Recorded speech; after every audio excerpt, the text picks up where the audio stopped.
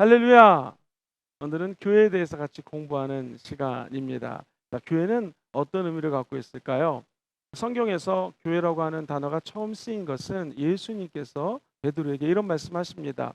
네가 예수님은 살아계신 하나님의 아들이고 또 그리스도라고 고백했으니 당연하시므나 복이 있도다 칭찬하시면서 내가 너의 이름을 이제 반석으로 바꿔준다. 그리고 반석 위에 내 교회를 세우리니 시작. 반석 위에 내 교회를 세우리니. 교회는 반석, 굳건한 반석 위에다가 예수님이 내 교회를 세웠다라는 거예요.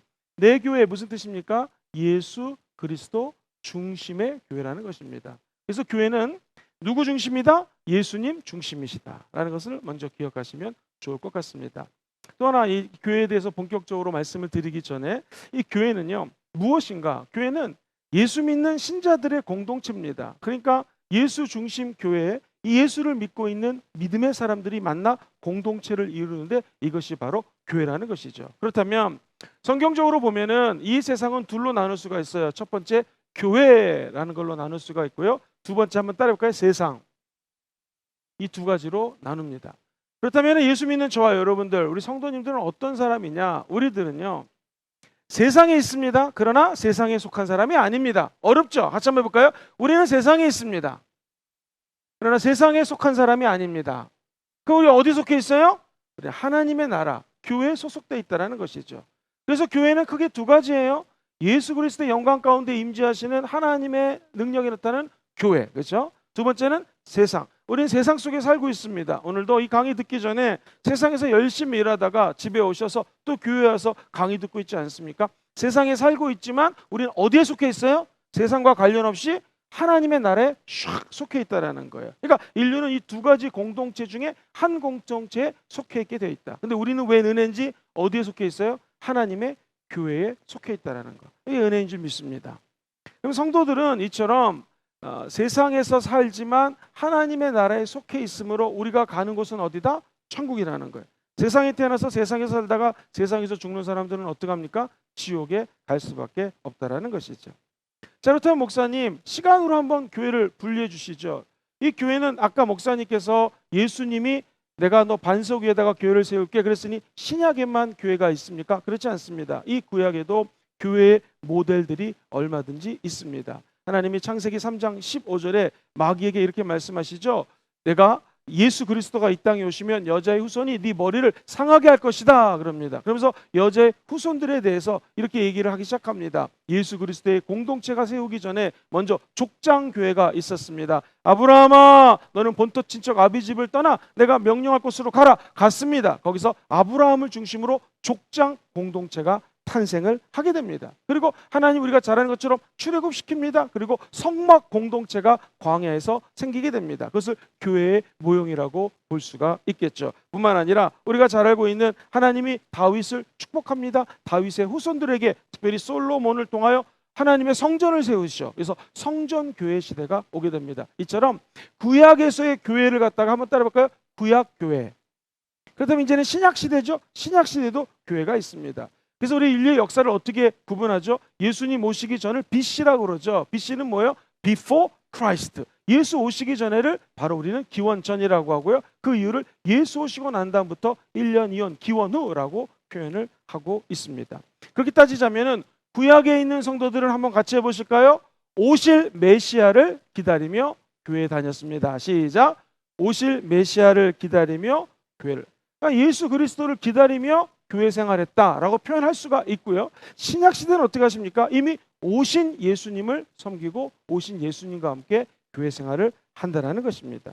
자, 그렇다면 교회론으로 직접 들어가기 전에 이 교회는요. 천상교회가 있고요. 하늘 위 천상교회가 있고 지상교회가 있습니다. 자, 천상교회는 뭐고 지상교회는 무엇일까요? 천상교회는요. 주님의 품에 있는 교회입니다. 그래서 우리가 저 천국에 가면 천상교회 가면은 영적 전쟁이 있다 없다? 없어요. 예수님이 다 승리하셨습니다. 천국에 가는 날부터 우리는 마귀랑 전혀 상관이 없습니다. 물론 예수님이 2000년 전에 마귀를 승리했기 때문에 우리도 승리할 줄 믿습니다. 그러나 공중의 권세 잡은 자와 끊임없이 지역적으로 영적 전쟁을 벌이고 있어요. 그래서 이 천상교회는 따라해보세요. 승리적 교회. 좀 적자가 붙이기 뭐하면 승리한 교회 이렇게 외우셔도 좋습니다. 천상교회는 이미 다 승리했어요. 근데 이 지상교회는 따라해볼까요? 전투적 교회. 영적 전쟁을 치르는 교회가 지상교회라는 거예요. 그렇기 때문에 저와 여러분들이 순복음 금족에 출석한다? 여기 맨날 행복하고 맨날 응답만 있고 치유만 있다? 그렇지 않습니다. 철두철미한 교회 내에서의 영적 전쟁이 있다 없다? 있다라는 거예요. 왜? 우리는 지금 어느 교회를 다니고 있어요? 천상교회가 아니라 아직 안 죽었어요. 아직 천국 안 갔어요. 지상교회에 있기 때문에 그렇다라는 거예요. 전 세계 어떤 교회도 완벽한 교회가 있다 없다? 없어요. 전투하는 교회에 우리는 다니고 있다라는 거예요. 한국교회, 일본교회, 미국교회, 세계 어느 교회도 지상교회는 영적 전쟁에 노출되어 있다라고 표현할 수가 있습니다. 또 한 가지 한번 따라해 볼까요?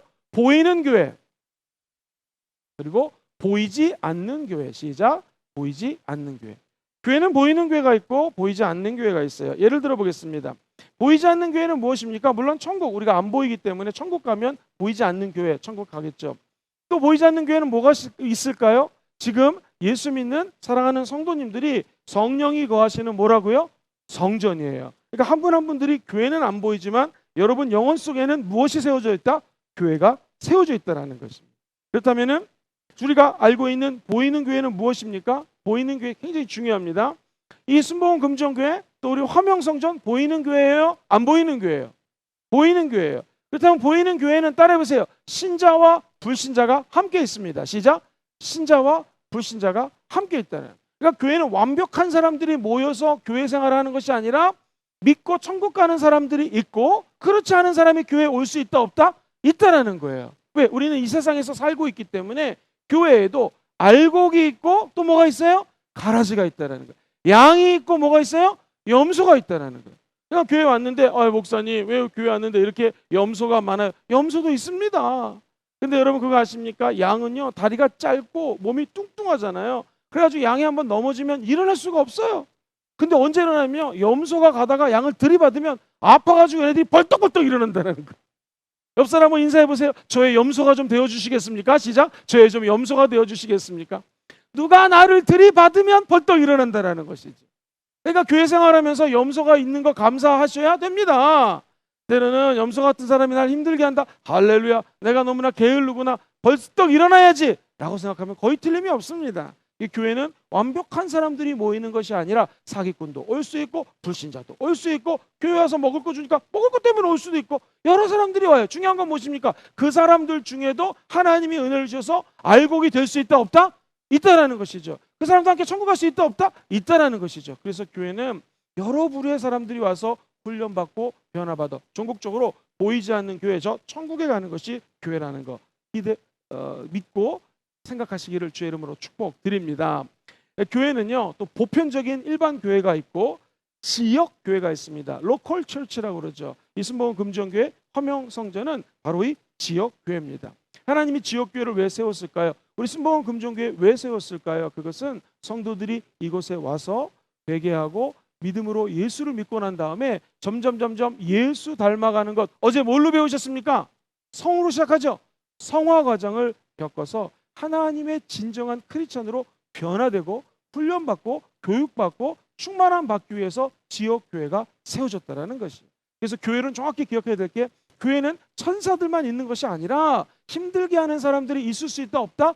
있다라는 사실 기억하시고 교회에 대해서 공부 바로 시작하도록 하겠습니다. 먼저 이 교회에 대한 잘못된 정의가 있어요. 비성경적인 견해들이 있습니다. 첫 번째로 교회는 유대인들을 생각해가지고 우리 민족의 종교가 있는데 저 유대주의자들, 유대인들의 그 믿음을 믿는 게 아닙니까? 라고 이야기할 수 있습니다. 그렇지 않습니다. 이 유대주의는요 선민 사상을 바탕으로 하고 있어요. 같이 해보실까요? 선민 사상.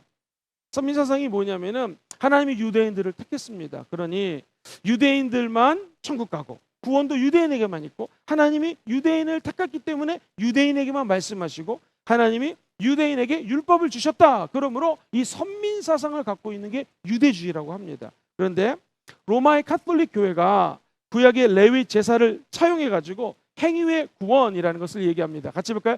행위로 구원받습니다. 그러니까 교회에 와서 계속 하나님이 기뻐하는 행위들, 기도해야 되고 죄를 고백해야 되고 그리고 몸을 막 힘들게 해가지고 그 행위로서 구원받는다. 심지어 이 중세에 캐톨릭 교회가 타락했을 때는요, 헌금함을 만들어 놓고 헌금을 할 때 땡그랑 하면은 이 땡그랑 소리와 함께 천국 갑니다. 이거 맞아요? 틀려요? 틀립니다. 어느 정도 타락했는가? 여러분 이거 하나 사세요. 이거 종이 하나 사시면 여러분 천국 갑니다. 여러분 이 종이가 무슨 종이에요? 면죄부예요. 면죄부. 이거 돈 주고 사면 천국 간다라는 거예요. 맞아요? 틀려요? 틀리죠. 그러니까 율법을 따라야지만 천국 간다, 이런 유대주의적 사고방식이 교회에 들어와서는 안 된다라는 거예요. 교회는 하나님의 아들 예수 십자가의 은혜가 넘치는 것이 교회인 줄 믿습니다. 두 번째, 교회는 하나님의 나라가 아니다. 여러분 교회는요, 하나님의 나라는 우리가 죽고 난 다음에 천국 가면 하나님 나라가 임합니다. 그러니까 하나님의 통치가 미치는 곳이 하나님의 나라예요. 하나님이 이곳에서도 역사하십니다. 여러분 믿으십니까? 근데 성경에 보면은 누가복음 16장 16절에 천국은, 따라해보세요, 심노하는 자의 것이 천국입니다. 시작. 심노하는 자의 것이 천국이다. 천국은 심노해야 된다. 이게 뭐세요? 예수 믿고 적극적으로 기도하고 하나님께 나아갈 때 천국이 우리 거가 된다라는 거예요. 하나님의 나라는 예수님이 이 땅에 오셔서 세워지기 시작했습니다. 천국은 심노하는 자의 거예요. 여러분처럼 열심히 말씀 듣고 기도하고 하나님께 나아가는 자들에게는 천국이 하나님의 나라로 임재하게 될 줄 믿습니다. 그리고 예수님이 언젠가는 오십니다. 이것을 우리는 예수의 초림과 틀리 예수의 재림이라고 그래요. 그때 하나님의 나라가 완전히 도래하게 된다라는 것이죠. 그런데 또 하나 확실한 것은 성경에는요, 교회를 가리켜서 하나님 나라라고 한 것이 없습니다. 무슨 의미냐면 교회는 하나님 나라의 모형입니다. 시작. 하나님 나라의 모형, 샘플이지, 여기가 아까도 말씀드렸던 것처럼 천사들만 와서 앉아있고 맨날 행복하고 오기만 하면 치유되고 이런 완벽한 하나님의 나라가 아직 아니라는 사실을 기억하셔야 됩니다. 또 하나, 교회는요, 교파가 아닙니다. 거룩한 공예를 믿사오니 우리가 사도신경에 고백하지 않습니까? 이것은 Holy Catholic Church라고 영어로 번역되지만 사실은 Universal Church라고 얘기를 해요. 그러니까 교회 하면은 딱 떠오르는 게 순복음교회, 교회, 장로교회, 순복음 침례교회, 이런 교파가 교회가 아니라는 거예요. 교회는 예수님을 중심으로 예수 믿고 구원받은 사람들이 모여서 공동체를 이루는 것이 교회입니다. 그래서 우리가 함부로 무슨 장로교회, 순복음교회 이런 어떤 교회를 교파로 개념으로 생각하면 안 됩니다. 제일 중요한 것, 교회는 건물이 아닙니다. 시작. 교회는 건물. 우리는 교회다 그러면 딱 건물을 생각하잖아요. 그보다 더 중요한 게 뭐냐면 교회는요, 항상 사람 중심이에요. 다른 성도님들, 심지어 1세기, 2세기, 3세기 약 한 300여 년 동안은 교회가 건물이 거의 있었다 없었다? 없었어요. 어디서 예배드렸을까요? 가정에서 예배드렸습니다. 313년에 콘스탄틴 대제라고 하는 분이 교회, 기독교를 국교화시키면서 그때 우리 눈에 보이는 가시적 교회, 실제 눈에 보이는 교회들이 세워지기 시작했습니다. 그럼 뭐예요? 한번 따라해볼까요? 사람 중심, 모임 중심. 교회는 건물이 없어도 모이는 곳이 교회가 될 수 있다는 거예요. 집에 가셔서 엄마랑 같이 둘이 손을 잡고 엄마 우리 기도해 하면 그 자리가 하나님의 영이 임하는 교회가 된다는 거예요. 믿는 사람들, 사람 중심, 모임 중심, 기독교 공동체 중심이 교회라는 것을 우리가 머릿속에 넣으셔야 됩니다. 자, 이제 교회의 성서적인 의미를 몇 가지 한번 살펴보겠습니다. 간단히 말씀드리면 구약에서는 히브리 말로 교회가 가할이라는 단어하고 에다라는 단어를 썼는데, 먼저 가할이라는, 따라해보세요, 불러 모으다. 하나님이 세상에 있는 사람들을 불러 모았다라는 거예요. 그래서 하나님의 공동체, 교회는 같이 해보시죠. 부름받은 자들의 모임입니다. 시작. 부름받은 자들의 모임입니다. 여기 온 거 그냥 온 것 같지만 하나님이 여러분을 사랑하셔서 하나님의 뜻대로 부르심을 입은 자들인 거죠. 그러니까 우리가 모든 것들이 합력하여 선을 이루게 된다라는 거죠. 에다는 콕 찢어 지정하다라는 히브리 말입니다. 그러니까 하나님이 콕 여러분들을 찍어서 택함 받은 백성을 택한 장소에서 불러들여서 예배를 드리는 곳, 이것이 교회 개념입니다. 그 다음에 이제 신약에서는요, 에클레시아라고 하는 단어를 씁니다. 한번 따라해볼까요? 에클레시아. 에클레시아가 굉장히 중요한데 이 에클레시아는 몇 가지 의미가 있습니다. 구약하고 비슷한데 밖으로 불러내다. 그래서 아마 여러분 커피숍도 에클레시아라고 하는 커피숍, 에클레시아라고 하는 커피숍 많이 보셨을 거예요. 이게 뭐냐면은 하나님이 에클레시아, 비록 커피숍이지만 하나님의 백성들을 불러 모아서 예배드리는 초소. 그래서 목사님들이 카페교회 개척할 때 에클레시아라는 이름을 참 많이 씁니다. 하나님이 밖으로 불러내다. 불러내서 뭐예요? 예배드리는 공동체로 에클레시아를 세웠다라는 것입니다.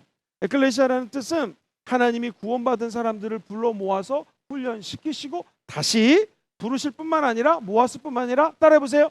파송시킨다. 모이면 기도하고 예배드리고 흩어지면 전도할 수 있도록 파송하는 모임이 에클레시아, 교회의 뜻이라는 것입니다.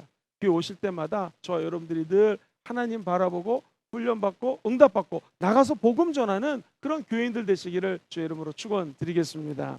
이제 큰 두 번째로 넘어갑니다. 목사님, 오늘 이렇게 말씀을 빨리 하세요. 할 분량이 너무 많아요.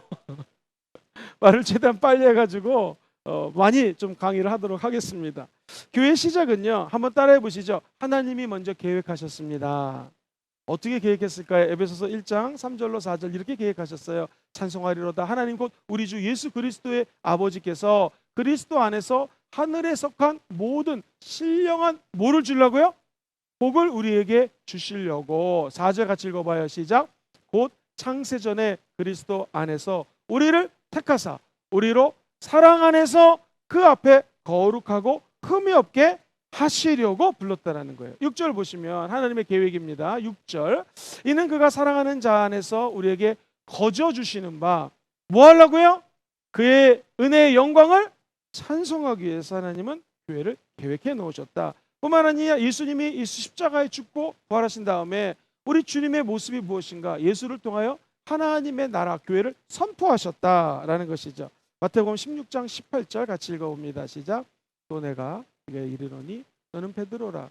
내가 이 반석 위에 내 교회를 세우리니 음부의 권세가 이기지 못한다. 자, 반석 위에다가 누구의 교회? 내 교회, 예수 교회 세우는데 그 다음 말이 재밌어요. 음부의 권세가 이기지 못한다. 음부의 권세는 영어로는 gate of hell, 지옥의 문, 또 헬라어로도 그렇게 쓰입니다. 이게 신기해요. 교회를 세웠는데 이게 교회입니다. 이 교회에 음부의 권세, 이 사탄의 권세라고 해석도 하지만 영어로는 정확하게 gate of hell, 지옥의 문이라는 거예요. 지옥의 문. 이 지옥의 문이 교회를 감히 틈타지 못한다, 넘보지 못한다. 무슨 뜻입니까? 이 문은 수비용입니까? 공격용입니까? 수비용이죠. 그렇다면 지옥, 사탄이 크리스찬들을 무서워해서 지옥에다가 문을 달아놨다는 거예요. 방어한다는 거예요. 그러니까 예수 믿는 사람들은 얼마나 영적으로 강력한 하나님의 자녀가 됐는가. 저 여러분들이 예수를 믿으면 이 지옥의 권세, 음부의 권세, 마귀가 만들어놓은 지옥의 문이 예수 믿는 자들이 가게 되면 열리게 된다는 거예요. 그래서 만약 건강을 마귀에게 뺏겼으면 다 찾아오시기를 주의 이름으로 축원드립니다. 교회는 완벽한 사람들이 모이지 않지만 하나님의 자녀된 자들이 모였기에 우리에게는 엄청난 영적인 권세가 있어요. 그 권세로 예수의 이름만 선포하면 귀신들이 떠나가고요. 마귀의 진, 마귀의 문을 허물고 들어가서 만약 우리가 물질을 뺏겼다면 오늘 밤 기도하면서 다 찾아오시기를 주의 이름으로 축원드립니다. 이처럼 하나님이 계획해 놓으셨고 예수님이 이 교회를 선포하셨어요. 근데 그 교회는 젊은이들 쓸 말로 장난이 아닙니다. 엄청나게 강력한 힘과 능력과 권세가 교회 안에 있다는 거 잊지 않기를 주의 이름으로 축원드립니다. 우리 눈에 보이지 않지만 우리 몸도 성전이요 교회이기 때문에 우리가 하나님의 이름으로 반석 위에 교회를 세운 것이요 음부의 권세가 지금도 성도님들 한 분 한 분들을 보면서 벌벌벌벌 떨고 있다는 거예요. 예수 믿기 전에 우리는 귀신을 보면 도망쳤습니다. 저희 어렸을 때 전설의 고향이라는 프로그램이 있었거든요. 거기 보면 다리를 갖다가 막 잘렸는데 귀신이 내 다리 내놔 내 다리 내놔 막 그거 나옵니다. 네, 우리는요 그런 거 귀신 영화 봐도 두려워하지가 않아요. 오히려 거꾸로예요. 우리를 보고 귀신이 무서워가지고 도망가 버리고요. 그 지옥의 문을 다 닫아버린다는 거예요. 우린 예수의 이름과 보혈과 하나님의 말씀으로 그 문을 다 파헤치고 들어가서 오히려 다 빼앗겼던 것을 찾아올 수가 있습니다. 이것이 영적으로 불완전하지만 전투적 교회가 갖고 있는 지상교회의 축복이라는 거 잊지 않기를 주의 이름으로 축원드립니다. 어느 교회보다도 우리 순복음 교회는 이런 것을 잘 알고 있기 때문에 이 땅에서 하나님의 나라가 도래할 수 있는 통로로서 교회를 꿈꾸고요. 교회가 영적 권세가 있다는 것을 예수님처럼 선포하고요. 무엇보다도 따라볼까요? 성령님의 도우심으로 교회 와서 기도하고 예배드리고 영적 전쟁에서 승리하는 교회가 순복음 교회입니다. 그래서 우리 순복음 금종교회 오신 여러분들을 진심으로 환영하고 축복합니다. 세상적으로 얘기하면 센 교회 오셨습니다. 우리는 영적으로 강한 군사요 승리하는 면류관을 받게 될 것입니다. 그리고 교회 시작은요 정확하게 문자적으로 얘기를 하면 오순절날 성령님이 강림하시고 난 다음부터 교회가 세워집니다. 예를 들면 요한복음 14장 16절 말씀 같이 읽어봐요. 시작. 내가 아버지께 구하겠으니 그가 또 다른 보혜사를 너에게 주사 영원토록 너희와 함께 있게 하리니. 자, 여기 보시면 성령이 오셔서 우리와 영원토록 어떻게 해요? 함께 계신다라는 거예요. 성령이 우리의 몸을 성전 잡고 살아계신다. 사도행전 2장 47절에 보면 초대교회 모습이 하나님을 찬미합니다. 또 이 크리스찬 초대교회 성도들이 온 백성에게 막 친송을 받아요. 그러니까 하나님께서는 주께서 구원받는 사람들을 어떻게 하셨어요? 날마다 더하게 하시니라. 우리 교회도 이런 축복이 있기를 주의 이름으로 축원드립니다. 오순절날 성령이 강림하사 사람들이 변합니다. 성품이 변해요. 인성이 변해요. 그리고 그들이 갖고 있는 가치관이 변해요. 세상으로 나가던 발걸음이 주님을 향해 발걸음이 바뀌어지게 됩니다. 그러자 하나님의 칭찬받았을 뿐만 아니라 사람들이 초대교회 교인들을 칭찬했다라는 거예요. 그러자 성도들이 하나둘씩 몰려들게 되었다는 거죠. 우리 순복음 금정교회가 이렇게 성령의 강림을 체험하고 이런 교회가 되기를 주의 이름으로 축원드립니다. 마지막 하나 더, 고린도서 3장 11절 읽고 다음 넘어갑니다. 시작. 이 닦아둔 것 외에 능히 다른 터를 닦아둘 자가 없으니 이 터는 예수 그리스도다. 우리 이 교회 모퉁이도 되신 예수님이 자리 잡고 계시고요. 이 터는 온전히 예수 그리스도의 몸이라는 것이죠. 우리 인간이 어떻게 할 수 없는 교회 조직이라는 것입니다. 자, 목사님, 그렇다면 이제 교회의 속성에 대해서 좀 알려주십시오. 이 교회의 속성은 신학교 다니는 사람들은요 꼭 시험 문제 출제가 됩니다. 그래서 앞으로 신학하고 싶으신 분들은 거기다가 별표를 3개 해놓으시면 좋겠습니다. 별표 짝, 밑줄 짝, 옛날에 그런 거 많이 했는데요. 교회 속성 아주 중요합니다. 이게 왜 중요하냐면은 니케아 신조라는 것이 325년부터 계속해서 318년까지 회의를 합니다. 무지 오랫동안 회의를 해요. 자, 한번 보세요. 이제 예수님이 죽고 부활하셨습니다. 그리고 성령이 강림해가지고 초대교회가 막 은혜 가운데에 활성화됩니다. 부흥이 됩니다.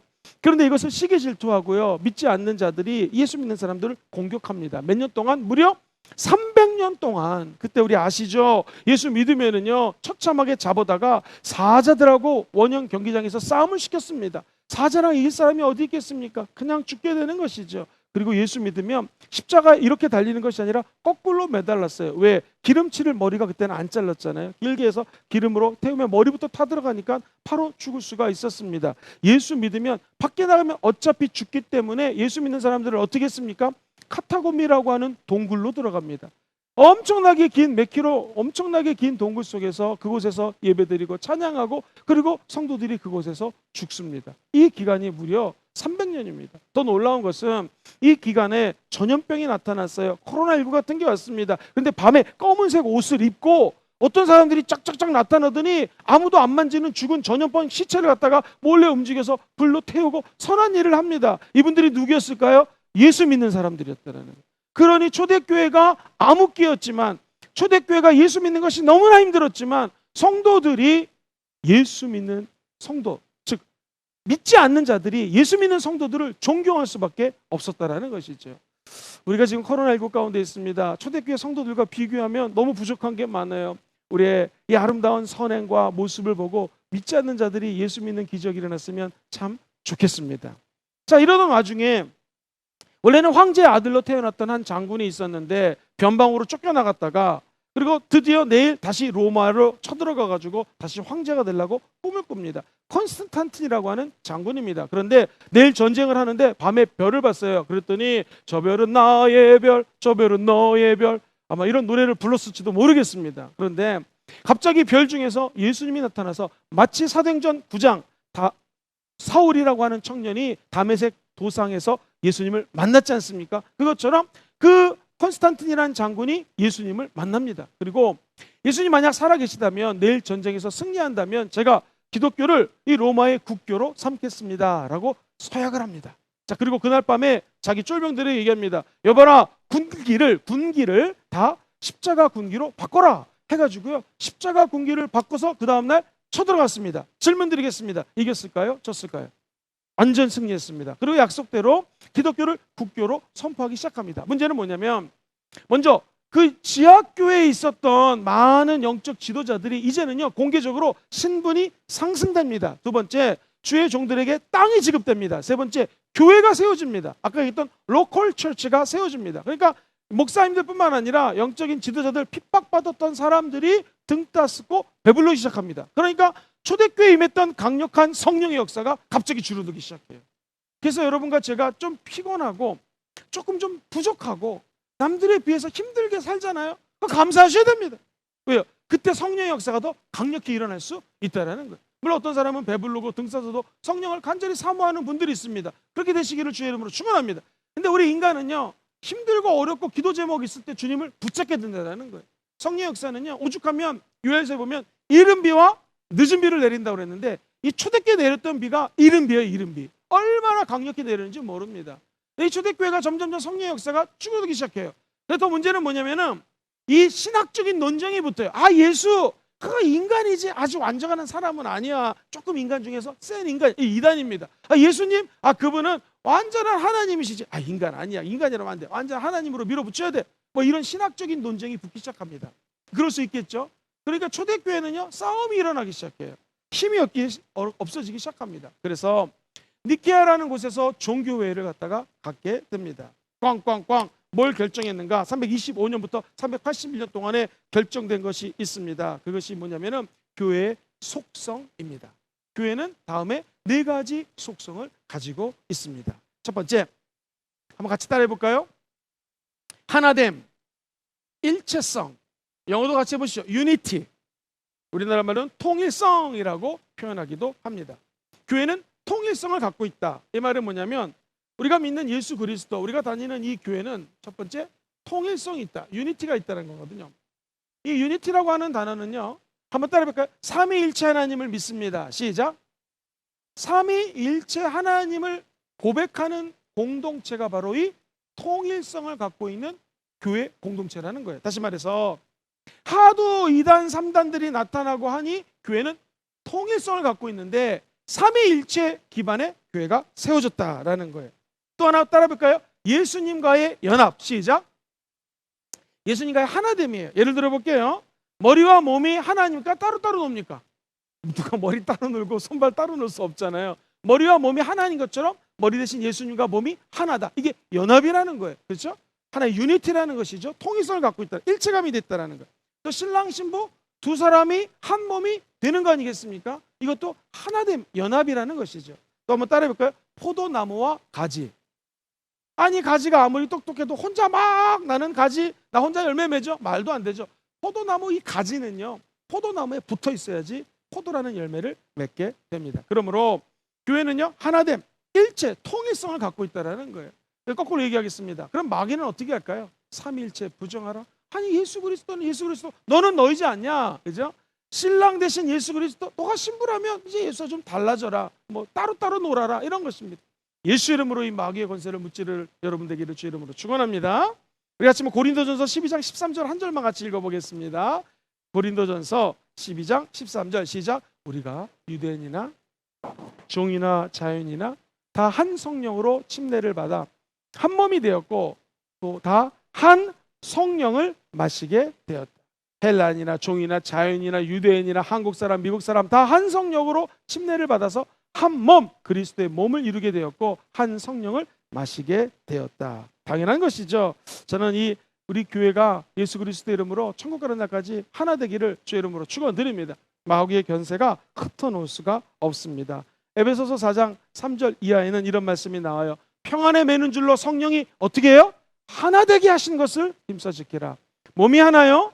성령도 한 분이시니 이와 같이 너희가 부르심에 한 소망 안에서 부르심을 받. 하나가 얼마나 많이 나옵니까? 교회는 하나라는 것이죠. 자, 그렇다면 1554년에 이 교회가 하나였는데 둘로 나누게 됩니다. 서방교회와 동방교회로 나누게 됩니다. 서방교회는 우리가 알고 있는 캐톨릭 교회, 홀리 유니버설 처치라고 자기들이 고백했던 이 카톨릭 교회, 구교가 여기 서방교회가 되고요.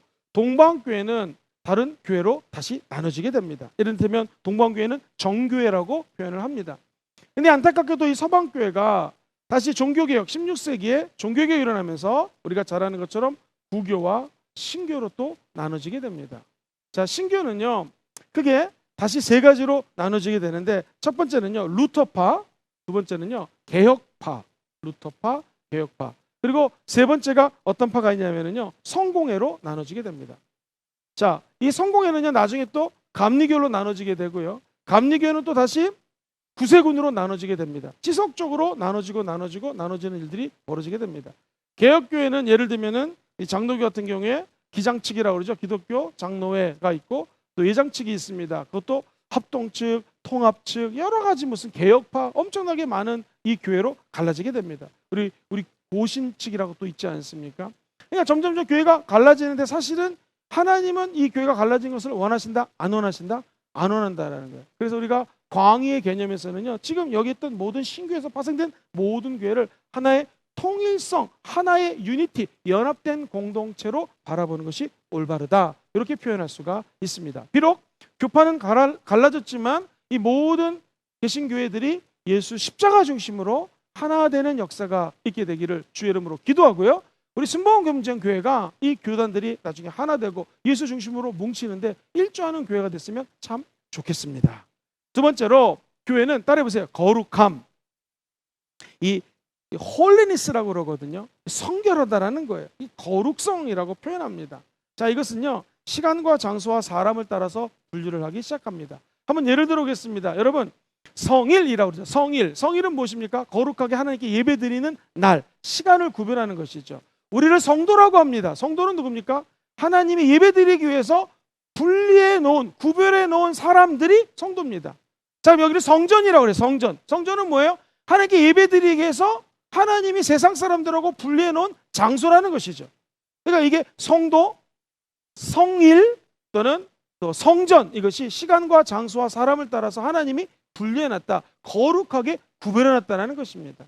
이 교회는 거룩하다는 것은 바로 이 시간, 날짜와 장소와 사람들을 따라서 거룩을 쫓게 된다는 것. 그렇다면 우리는 어떻게 하면 거룩해질 수 있을까요? 간단합니다. 저 여러분들이 주일 예배, 주일 성수해야 됩니다. 성일이라고 그러지 않습니까? 그때 우리가 거룩해질 수가 있어요. 일주일 7일 중에서 하루를 하나님을 위해서 띄워놓는 시간, 이걸 주일이라고 그러고요. 그 다음에 여러분과 제가 성도라고 합니다. 세상 사람들하고 틀리 구별해놨다는 거예요. 그건 뭐 사람적인 개념이죠. 거룩해지기 원하시면 아멘 해볼까요? 그럼 우리가 믿는 사람들을 자주 만나면 좋습니다. 안 믿는 사람은 전도하기 위해서 만나는 것이요, 나보다 믿음이 더 좋으신 분들, 혹은 간증을 함께 나눌 수 있는 분들, 말씀을 시화할 수 있는 분들을 여러분 주변에 많이 갖게 되기를 주의 이름으로 축원합니다. 우리 홈이 바로 그런 홈이 될 것입니다. 홈 모임이 바로 이 함께 구별되어 있는 사람들의 만남이 지속적으로 연결되는 것, 이게 가장 중요하다는 것이죠. 그렇게 따지자면 가정이 예수 믿는 사람들이 다 되어서 함께 기도하고 함께 성소가 되기를 주의 이름으로 간절히 소망해 봅니다. 자, 성경 하나 읽을 텐데요. 디모데전서 3장 15절, 그리고 먼저 3장 15절 읽어보겠습니다. 같이 읽어보죠. 시작. 만일 내가 지체하면 너로 하여금 하나님의 집에서 어떻게 행하여야 할지를 알게 하려 함이니, 이 집은 살아계신 하나님의 교회요, 그 다음에 중요해요, 진리의 기둥과 하나. 하나님 집에서, 성소에서 어떻게 해야 되는가? 이 모이는 곳은 살아계신 하나님이 거하는 성소요. 따라해보세요. 진리의 기둥. 진리의 기둥은 무슨 뜻입니까? 진리가 누구예요? 내가 길이요 진리라고 그랬으니까 예수님이 모퉁이 돌이 돼가지고 진리로 저의 이 교회를 세웠다라는 것입니다. 이 터는 예수 그리스도가 닦아놓은 믿음의 터라는 것이죠. 그러므로 음부의 권세가 이 교회 안에 들어올 수 없다라는 것입니다. 그렇다면 우리는 세상 것들이 못 들어오도록 영적으로 전쟁을 해야 됩니다. 에베소 6장 10절로 13절 같이 읽어봐요. 시작. 끝으로 너희가 주 안에서와 강건하여지고 마귀의 관계를 능히 대적하기 위하여 하나님의 전신갑주를 입으라. 우리의 씨름은 혈과 육을 상대하는 것이 아니요 이 어둠의 세상 주관자들과 하늘에 있는 악의 영들을 상대함이라. 그러므로 하나님의 전신갑주를 취하라. 이는 악한 날에 너희가 능히 대적하고 모든 일을 행한 다음에 어떻게 해요? 서기 위함이라. 우리가 영적인 전신갑주를 입고 마귀와 싸워 능히 대적하는 것은 나중에 천국에 가서 올바로 서기 위함입니다. 이 땅에서 교회 생활하는데 올바로 서 있기 위해서 영적 전쟁을 해야 된다는 것이죠. 제가 한 1년 전쯤에 영적 전쟁, 이 전신갑주에 대해서 금요철에 설교한 거 있습니다. 자세히 한번 참조하시고요. 보통 6가지로 이 전신갑주를 이야기합니다. 내가 거룩하지 않은 것 같다라고 할 때 한번 참고로 외쳐보겠습니다. 자, 머리에 손을 얹고요, 다 같이 구원의 투구. 시작. 구원의 투구. 머리에 뭘 쓰라고요? 구원의 투구. 자, 가슴에 손 얹고요, 의의 흉배. 우리의 심장을 뭘로 보여요? 의의 흉배로. 그죠? 영어로는 breastplate of righteousness라는 단어를 쓰는데 이 말이 뭐냐면 이 가슴에다가 판마기를 한다라는 거예요. 마귀가 심장을 향해서 칼로 찌를 때 강력한 판이 막고 있기 때문에 우리 심장이, 의로운 심장이 보호받을 수 있다는 거죠. 허리에 손 얹고 따라해 보십시다. 진리의 허리띠. 허리에다가는 진리를 띄어야 돼. 예수를 띄우고, 그 다음에 신발은요, 따라해 보세요. 평안으로 예비된 복음의 신발. 줄여서 복음의 신발. 그래, 신발이 무슨 신발이에요? 1번 나이키, 2번 복음의 신발. 복음의 신발이에요. 그런 상표 있는 신발이 아닙니다. 뭐 해야 돼요? 우리 신발 가지고 다니는 곳마다 예수님을 선포해야 돼요. 그리고 여러분과 제가 운전하는 자동차가 있으면 자동차 네 바퀴에 예수의 피를 뿌리시고, 우리 타이어는 무슨 타이어가 아니라 예수의 피로 복음의 신발을 신겼다. 할렐루야. 우리 자동차가 가는 곳마다, 네 바퀴가 닿는 곳마다 하나님의 나라가 임하고 교회가 세워지고 주의 보혈이 뿌려질지어다 라고 돌아다니시면서 기도를 해야 된다는 거예요. 그래서 이 지상교회가 더 많이 세워질 수 있도록 우리의 복음의 신발을 더욱더 확대해야 된다는 거예요. 자, 왼손을 쭉 내밀고 따라해 봅시다. 믿음의 방패. 마귀가 쏘는 불화살을 막기 위해서는 믿음의 방패를 가져야 된다. 자, 오른손을 쭉 내밀면서 성령의 검. 이게 뭐예요? 성령의 검이 하나님의 말씀이라는 것이죠. 말씀이 있으면 마귀가 아무리 불화살을 쏴도 우리는 이 말씀의 검, 성령의 검 가지고 영적 전쟁에서 승리할 수 있다라는 거예요. 그래서 주무시기 전에 오늘 하루를 회개할 때 회개 기도하시고 고원에 두고 의의 흉배 쭉 전신갑주를 입고 주무시면 정말 좋을 때가 많이 있습니다. 그리고 매일매일 시작할 때마다 이 전신갑주로 무장하시고, 마귀는 끝까지 거룩하지 말라고 합니다. 근데 하나님 끝까지 내가 거룩하니 너도 거룩하라. 우리 인간이 어떻게 이길 수 있겠습니까? 한번 마지막으로 정리합시다. 구원의 투구 쓰고, 의의 흉배를 띠고, 진리의 허리띠를 메고, 복음의 신발을 신고, 믿음의 방패를 들고, 성령의 검. 이게 뭐예요? 곧 하나님의 말씀 가지고 마지막으로 무시로 성령 안에서 기도하자. 무시로 성령 안에서 기도하자. 이 성령이 기도하는 건 핸드폰 하나님께 전화 거는 것입니다. 걸어서 하나님, 오늘 내가 이쪽으로 갈까요? 저쪽으로 갈까요? 오늘 사업하는데 이 사람 만날까요? 말까요? 오늘 여기 투자할까요? 말까요? 공부하는 사람들 오늘 영어 공부할까요? 수학 공부할까요? 라고 하나님께 물어보고 전화 드리고 그 다음에 자기의 삶을 살아가면 그 삶에서 승리하게 될 줄 믿습니다. 할렐루야. 지금까지 강의를 안다스탠드, 모른다스탠드, 안다스탠드. 할렐루야. 바쁘게 왔습니다. 교회 속성 네 가지 중에 두 가지 배웠는데, 첫 번째 하나 연합되는 통일성 공부했고요. 두 번째 뭐였습니까? 거룩성 얘기했고요. 세 번째 한번 따라해 보세요. 보편성. 교회는 세계적으로 다 보편하다라는 거예요. 이미 구약에도 라합, 이거 가나안 사람이었습니다. 나아만, 룻. 그런데 하나님이 이런 이방인들을 구원해 주지 않습니까? 그게 뭐예요? 교회는 보편적이라는 것을 씨앗으로 심어놓은 것입니다. 교회는 누구나 한 가족이 될 수 있다 없다? 있다라는 거예요. 그래서 에베소서 2장 19절 2절 이하에 보면, 이제부터 너희는 외인도 아니요 나그네도 아니요 오직 성도들과 동일한 시민이요 하나님의 권속이다. 20절 시작. 너희는 사도들과 그리스도 예수께서 친히 모퉁이돌이 되었다. 21절 그의 안에서 건물마다 서로 연결되어서 주 안에서 성전이 되어간다. 자, 이 말을 해석하면 누구든지 다 모퉁이돌 대신 예수를 의지해서 성전으로 세움질 수 있고 연결될 수 있다는 것입니다. 한국 사람, 미국 사람, 일곱 사람 할 것 없이 교회는 다 보편적이라는 것이죠. 그래서 이 우리가 사도신경의 거룩한 공예와 고백하죠. 이것을 Universal Church라고 바꿀 수 있습니다. 뭐 영어 어떤 성경에는 The Catholic Church라고 이렇게 성경에 번역되어 있긴 하는데요. 이 말이 뭐냐면요, 교회가 보편적이라는 것은 한국에 가든 세계 어디 가든 모든 교회는 다 누가 임재해 계세요? 성령이 임재해 계시는 하나님의 교회라는 것이죠. 자, 그리고 또 한 가지는요, 교회는 그렇기 때문에 넓고 보편적인 시각을 가져야 됩니다. 아주 소극적이래 가지고 한국 사람 아닌데 우리 교회 왜 와? 이러면 안 됩니다. 이 사람은 신분이 이런데 왜? 이러면 안 됩니다. 누구나 다 교회 올 수 있다 없다? 있다라는 거예요. 보편적이라는 것은 신분, 높고 낮음, 빈부격차, 많이 배웠건 적게 배웠건 직업이 뭐건 상관이 없어요. 누구나 올 수 있습니다. 남녀노소 다 올 수 있습니다. 전국에 있는 사기꾼 여기 다 와도 됩니다. 할렐루야. 다 변화되게 될 줄 믿습니다. 누구나 올 수 있는 것이 보편성의 원리라는 것이죠. 중요한 건 무엇입니까? 그 보편적인 교회 와서 예수 믿고 구원받고 성령 충만함 받으면 우리의 삶도 변화될 수 있다는 것이죠. 마지막입니다. 같이 한번 따라해볼까요? 사도성. 교회는 초대교회 사도들로부터 시작됐다. 신학자들이 잘못 해석하는 것이 이 베드로가 반석 위에 교회를 세우르니, 그래서 베드로를 교황으로 세우고 베드로만 사도라고 그러는데 그렇지 않습니다. 이 말은 정확하게 하나님의 아들 예수가 사도들을 통하여 교회를 세운다라는 거예요. 그래서 협의적, 조그만 의미로, 좁은 의미로 이 사도들은요, 12사도 있죠. 12사도를 의미합니다. 근데 광의적인 개념에서는 오늘날도 얼마든지 사도와 같은, 예수님도 그랬잖아요. 나보다 더 큰 일도 하리라. 다만 우리가 사도라는 명칭을 조심스럽게 안 사용하실 뿐이지, 이 하나님의 사도성이 갖고 있다는 것은 하나님의 복음이 사도들을 통하여 우리에게 전해졌는데, 한번 따라볼까요? 그들의 신앙, 사도들의 증언, 말로 한 증언이죠. 제일 중요한 게 사도들의 봉사, 그들의 신학과 그들의 신앙과 그들이 말했던 것과 그들이 교회를 해서 어떻게 봉사했는지를 우리가 다 전수받는 것, 이것을 사도성이라고 합니다. 다시 말해서 믿음의 선배들이 유업으로 남겨준 교회의 뿌리를 전수받는 것, 이것을 우리는 사도성이라고 표현을 합니다. 기억하시면 좋을 것 같아요. 초대교회는요, 이 사도성 때문에 사도신경을 만들었거든요. 초대교회 지나고 아까 얘기했던 니케아 회의 이후에. 근데 그 다음에 무슨 신경 무지무지 많이 만들어냅니다. 왜 그랬을까요? 이단들이 침범하지 못해요. 그러니까 사도성이라는 것은 하나님의 복음의 말씀 중심으로 이런 사도신경, 이건 성경에 없잖아요. 이러한 믿음의 고백들을 자꾸 만들면 이단이 틈타지 못한다는 거예요. 저 여러분들이 비록 우리는 무슨 신경 만들지 않더라도 끝까지 말씀 중심으로 살아가게 되면 사도들의 전통과 말씀을 계승하면 승리할 수밖에 없다라는 것입니다.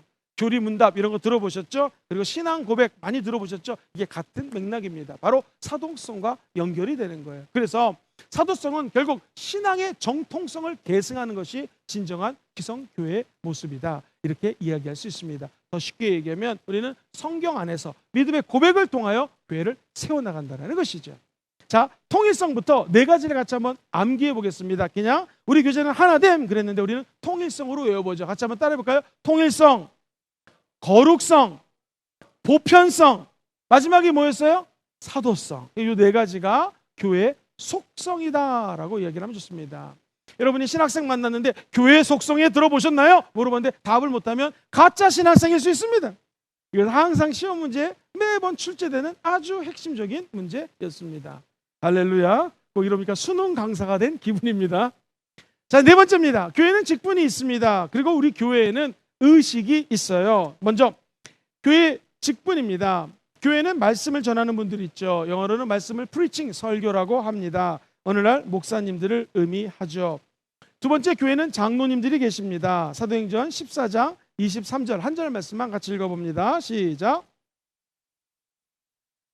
금식 기도하며 그들이 믿는 주께 그들을 의탁하고. 자, 장로님에는 두 가지 개념이 있어요. 평신도들의 중에서 리더에 대한 개념입니다. 초대교회는 장로라고 하는 것이 아프신 분이 있으면 장로들을 초대해서 믿음으로 손을 얹고 기도해라. 그러니까 목사님 같은 한 로컬 처치, 지역교회 영적 지도자를 장로님이라고 표현하게 됐습니다. 오늘날 장로님은 첫 번째 표현한 평신도들의 가장 리더를 장로님이라고 표현을 합니다. 초대교회는 사실 장로는 집사와는 구별된 직분이었습니다. 그래서 지역사회를 책임지고 있는, 조금 더 표현하면 목사님과 같은 분들이 장로의 개념이 초대교회는 더 많았다, 이렇게 설명할 수가 있습니다. 그리고 감독이라는 게 있었어요. 이것을 오늘날 감리교회에서는 여러 목사님들 중에서 그 지역에 감독님을 세웁니다. 이게 바로 이 성경에서 나온 원리기는 한데요. 이 감독님은 교회를 다스리는 능력 있는 지도자, 이렇게 생각할 수가 있습니다. 예를 들면 디도서 7장 7절로 9절 가지고 보겠습니다. 디도서 1장 7절로 9절만 보겠습니다. 시작. 감독은 하나님의 청지기로서 책망할 것이 없고 자기 고집대로 하지 않고 급히 분내지 아니하며 술을 즐기지 아니하며 구타하지 아니하며 더러운 이득을 탐하지 아니하며 오직 나그네를 대접하며 선행을 좋아하며 신중하며 의로우며 거룩하며 절제하며. 9절. 믿은 말씀의 가르침을 그대로 지켜야 하리니 이는 능히 바른 교훈으로 권면하여 거슬러 말하는 자들을 책망하게 하려 함이라. 그러니까 오늘날 이 한 신학자의 고백처럼 좀 광범위하게 이것을 장로님이나 안수 집사님이나 권사님들에게 적용할 수 있다는 것이죠. 술을 즐겨 하지 않으며 여기 나와 있는 모든 것들을 하나하나 지켜져 나가는 우리 순복음교회 재직들 되시기를 주의 이름으로 축원드리겠습니다. 성경은 초대교회 집사님이 계셨고 장로님이 계셨다고 그랬는데요. 디컨이라고 불리는 집사님에 대해서 말씀드리겠습니다. 이 빌립보서 1장 1절 한 절만 봅니다. 시작. 그리스도 예수의 종 바울과 디모데는 그리스도 예수 안에서 빌립보에 사는 모든 성도와 또한 감독들과 집사들에게 편지한다. 이 집사라고 하는 것은 원래 헬라어로는 사도들이 하는 일을 돕고 함께 기도해주는 조력자를 의미합니다. 오늘날로 치면 목회자를 돕고 섬기는 교회 직분이에요. 그래서 이 집사라고 하는 것이 디컨이라는 단어를 쓰는데 헬라어로는요, 이 디아코노스라는 단어에서 나왔습니다. 사실은 이 집사라고 하는 의미가 어떤 의미냐면요, 내가 교회 집사가 되었다, 우리 순복음 금주교회 집사님이 되었다. 그러면 엄격히 따지면요, 일반 디컨이라고 부르는 집사님들은요, 1년마다 집사님이 다시 되는지를 시험을 봐가지고 집사님 또 집사님께 그냥 갱신을 해야 됩니다. 엄격히 따지면은. 근데 안수 집사님은 목사님으로부터 집사라고 하는 직분에 대한 안수를 받았다. 교회로부터 혹은 하나님으로부터 해서 안수 집사님은 한 번 안수 집사님 되면은 항존직이라고 그러죠. 계속 안수 집사님이십니다. 언제까지? 천국 가실 때까지. 권사님도 마찬가지입니다. 우리는 한국에서 권사님이라 하는데 영어로는 시니어 디커니스라고 그래서 디컨, 같은 여성 리더 집사님이라는 뜻으로 해석할 수 있어요. 그런데 어쨌든 여성분들 중에서 권사도 항존직입니다. 권사님으로 안수받았기 때문에 평생 동안 권사님으로 재직하고 교회를 섬기는 것이죠. 평신도들 가운데 특히 우리 교회들은, 특별히 한국 교회들은 안수 집사님들 중에서 정말 믿음과 행함이 견실하신 분들을 장립한다고 그러죠. 장로님으로 세우는 제도가 있습니다. 자, 그렇다면은 이 초대교회는요, 사역자라고 하는 것이 나와요. 미니스터라는 건데요, 사역자는 아주 쉽게 얘기하면 영적인 아비를 뜻합니다. 영적인 지도자. 그래서 오늘날도 내가 미니스터라는 단어를 쓰면은 이것은 목사님 이렇게 해석을 합니다. 목사님에 대한 이름이 참 많은데요, 미니스터, 지금 공부했던 이것도 사역자도 미니스터고요. 또 다른 말은 이제 교역자라고 많이를 하죠. 그래서 많은 성도님들이 가끔가다 교육자인데 교육이 아니라 교역자입니다. 교역자, 사역자 같은 맥락이고요.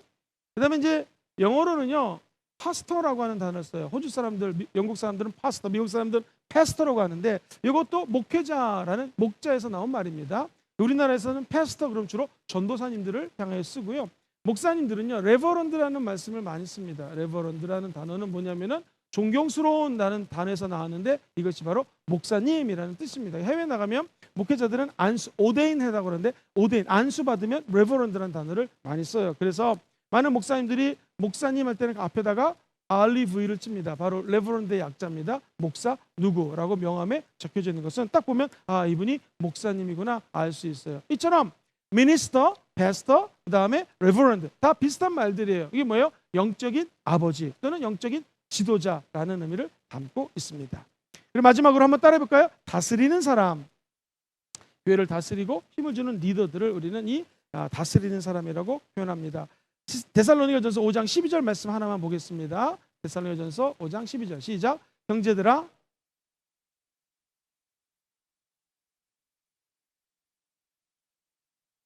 너희가 알고. 할렐루야. 자, 이처럼 교회는 직분이 있고요. 그 다음에 한번 따라해 볼까요? 교회의 의식. 두 가지 짧게 말씀드립니다. 첫 번째, 물침례입니다. 예수님께서 침례를 받으셨습니다. 그것도 물침례, 진짜 요단강에 퐁당 들어갔다가 나왔습니다. 그래서 진짜 물침례는, 침례라는 것은요, 베프티즘, 헬라어는 웹타이저라고 하는데요, 그 속으로 들어갔다가 나오는 것을 우리는 침례라고 합니다. 예수와 함께 물에 빠져 죽고 예수와 함께 부활하는 것을 상징하죠. 더 중요한 건 물침례를 통하여 많은 사람들에게 나는 이제 거룩한 교회의 멤버로 소속이 되었습니다 라는 것을 같이 해보시죠. 공표함. 시작. 공표하는 거예요. 나는 이제 그리스도를 믿고 예수 그리스도를 믿는 교회 소속원으로 내가 소속이 되었습니다 라는 것을 말 그대로 공표하는 것입니다. 그리고 성찬식을 합니다. 성찬식 6가지 유념해야 될 것이 있습니다. 제가 짧게 한번 설명드리겠습니다. 첫 번째, 축복하고 관계없이 시작. 주님에 대한 순종이다. 성찬식을 축복받기로 하는 것이 아니라 예수님이 시키셨기 때문에 따라하는 거예요. 고린도전서 11장 23절 이하에 보면 이렇게 나와요. 내가 너에게 전한 것은 주께 받은 것이니 곧 주 예수께서 잡히시던 밤에 떡을 가지사 축사하시고 떼어 이르시되 이것은 너희를 위하여는 내 몸이니 이것을 행하여 나를 어떻게 하라? 기념하라 명령하셨기에 순종하는 것이 바로 성찬의식입니다. 두 번째, 예수님의 죽음과 피 흘리는 것을 기념하는 거예요. 고린도전서 11장 26절입니다. 시작. 너희가 이 떡을 먹으며 이 잔을 마실 때마다 주의 죽으심을 그가 오실 때까지 어떻게 해요?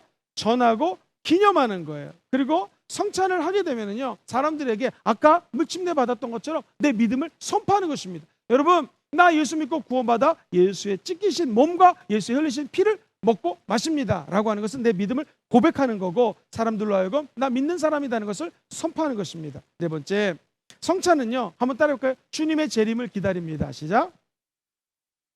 나 주님의 다시 오실 것을 믿기 때문에 주님의 재림을 기다립니다 라는 뜻입니다. 그 다음에요, 다섯 번째는요, 한번 따라해볼까요?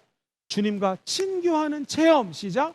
주님과 친교하는, 주님과 하나 되고 친교하는 것을 의미합니다. 마지막, 신자들과의 교제. 시작. 신자들과의, 주님과의 교제요, 믿는 사람들과의 교제가 바로 이 성찬입니다. 고린도전서 10장 17절 말씀 같이 한번 읽어봅니다. 시작. 거기 하나요 많은 우리가 한 몸이니 이는 우리가 다 한 떡에 참여하니라. 예수 그리스도를 중심으로 하나 되고 연합되고 교제하는 것이 성찬식입니다. 지금 코로나 때문에 저희가 못하고 있는데요, 빨리 코로나가 회복돼서 성찬식 하는 날이 오게 될 줄 믿습니다. 내년에 우리 주의 종들이 비밀리에 성령 비전 캠프라고 하는 강력한 성동 운동을 일으킬 수 있는 이 프로그램을 준비하고 있습니다. 그때 성찬식을 많이 하거든요. 지금부터 기도하셔서 성령 비전 캠프에 참석하시고 놀라운 성령의 은혜를 체험하시기를 주의 이름으로 축원드립니다.